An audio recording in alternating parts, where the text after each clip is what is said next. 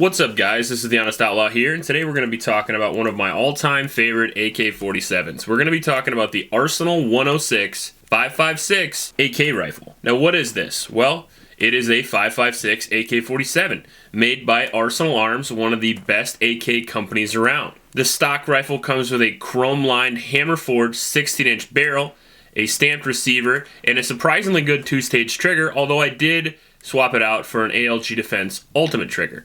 I also cut the 16-inch barrel to 13.5 and pinned and welded a muzzle device on it to loosen the weight of the front of the rifle.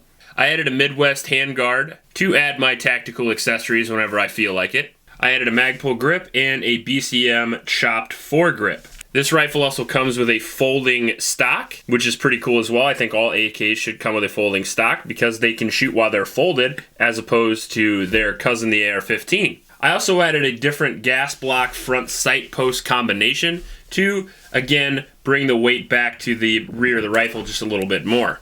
Now, why did I buy this rifle? Well, for starters, it's pretty much a prepper's dream gun. AKs are famous for their reliability, durability, and simplicity, and pair that with the most available rifle round in the United States, it just makes a perfect match to me.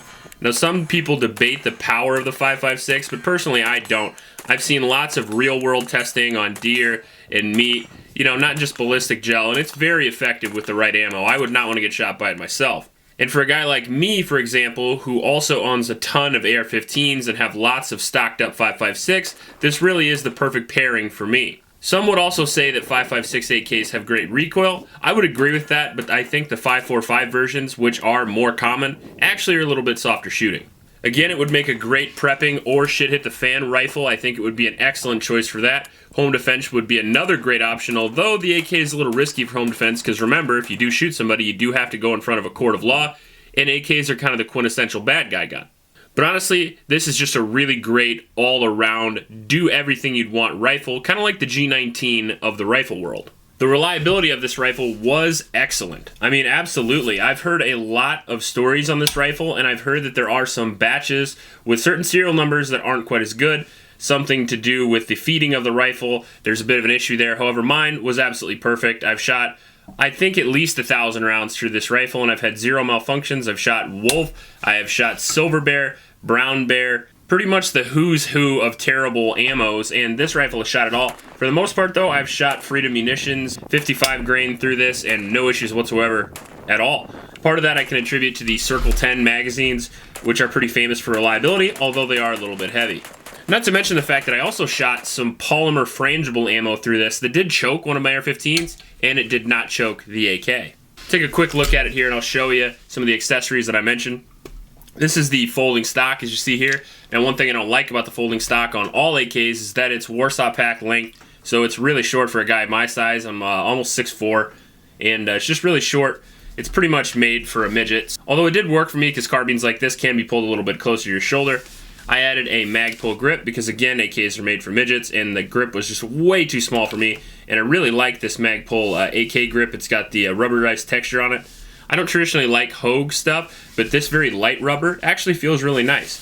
I got the ALG Ultimate kit in here that makes this AK just have a super awesome trigger. I mean, it's hard to pick this up and actually shoot it because you're surprised by how good the trigger is because I've never had an AK with this good a trigger.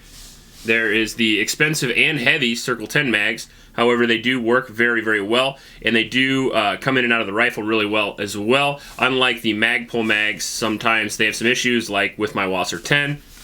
This is the Midwest Industries Keymod rail that I have here. One of the reasons why I chose it was because I really like the Ultimac rail because it doesn't add any weight whatsoever, and this adds like an ounce to the front of your rifle and adds all the functionality you would need to add lights, lasers, and all your tactical stuff, including my super tactical cut vertical grip there. Originally, I wasn't going to do that, but I seriously did have problems reloading it with the vertical grip, and I really like vertical grips on AKs, so I chopped it, and it works perfect. So it's not just for cool factor, it does work really well. Up here, I have, I think, a Venom front sight post. It's been so long since I bought it. It's been years since I bought this front sight post. I don't exactly remember who I bought it for. I do remember that the guy had to install it. I didn't install it personally. Had some issues installing it. Once he got it, no issues. One of the reasons why I like this is because I think it looks cool. Part of AKs for me, I think they look really cool, so I really go inside a lot on the cool factor with AKs. But it looks really cool, and it's functional as well because it takes weight away from the front of the rifle, which you don't want if you're pointing the rifle for a long period of time. I also chopped the barrel to 13.5, and I added a pinned muzzle device. Now, I don't know what this muzzle device is, but it was the only 2.5-inch muzzle device I found, so I used it.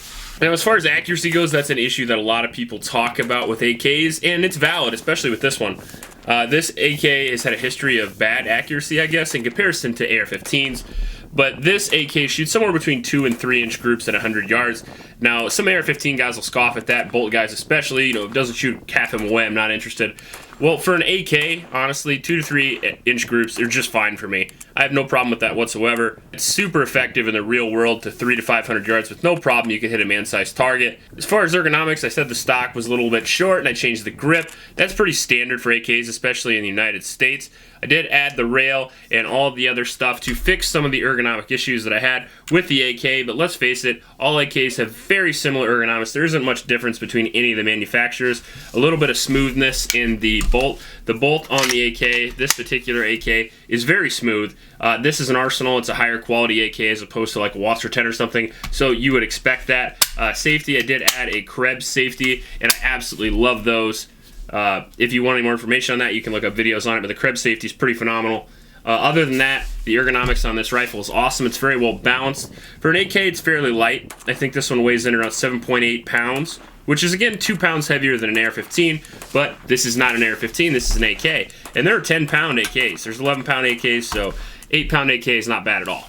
Some of the things that I don't like about the rifle is, again, the stock. I would have changed it, but I bought a Zukov stock, and I honestly didn't really want to mess with it because this one was so decent. I wish the length of pull was just a little bit longer, but this stock, honestly, is pretty excellent, even though it's short. This is how it folds, by the way. Press in on this post right here. Folds over like that, and it clips in and totally locks, which is pretty awesome because, again, you can shoot AK-47s, AK-style rifles. This is an AK-47, but you get what I mean. And you push this button right here, and that bad boy folds back out. It actually works a lot better than the ACR stock that's on my SCAR, so that's kind of funny considering that this is like a third the price. Although, just because it's a third the price of my SCAR doesn't mean it's cheap. For AKs, this gets in the expensive world. This is right around, I think, as configured, I think it's around $1,200. So that's something you're going to have to consider. These new, and I don't even know if you can get these anymore, but new, I think I bought this for $875, which again is a little expensive for an AK, but AK prices have also been going up over the years. Now, one thing that sucks about this rifle that I hit on a little bit earlier is the magazines. It's a little heavy, yeah, but the price and the availability of the magazines does really suck. $50 to $75, sometimes even $100 I've seen these mags go for. Don't pay that. You can find them for $50, and that's what they're worth. But the availability of them is pretty rough too. You may not be able to just go to your local store and buy these magazines like you could a standard AK or an AR-15 for that matter. You're definitely going to have to get them online, and you're going to have to do some looking. Other than the small things that I just mentioned, I would honestly give this rifle a 10 out of 10. For me, this is the perfect AK. It's reliable. It's definitely accurate enough. I honestly wouldn't need it to be more accurate. It takes reliable magazines, even though they're a little bit harder to find. I already have them, so I don't have to worry about finding them. And it shoots a round that's extremely plentiful where I come from. One of the reasons why I've always discounted AKs as a prepping rifle in general is that around here, especially in the Midwest, there's not very many AKs. There's some, but not near as many as there are AR-15s, which means there's not near as much ammo for the AK as there is for the AR-15. And if you're going to be in a prepping, shit-hit-the-fan type situation, ammo is going to be your biggest concern. For the most part, you're going to be holding on to your mags. I would well think you are. You might lose some here or there, but you get what I'm trying to say. I would rather have a gun that shoots an ammo that I have a surplus of, and I would rather not have to buy different types of ammo for different types of defensive rifles. That's just me, and that's just my personal mindset. But for me, I love this thing. I love shooting it. It's my favorite AK. 10 out of 10. If you like this video, please like and subscribe. Please help out your local homeless shelters, and remember to recycle. I'll check you later.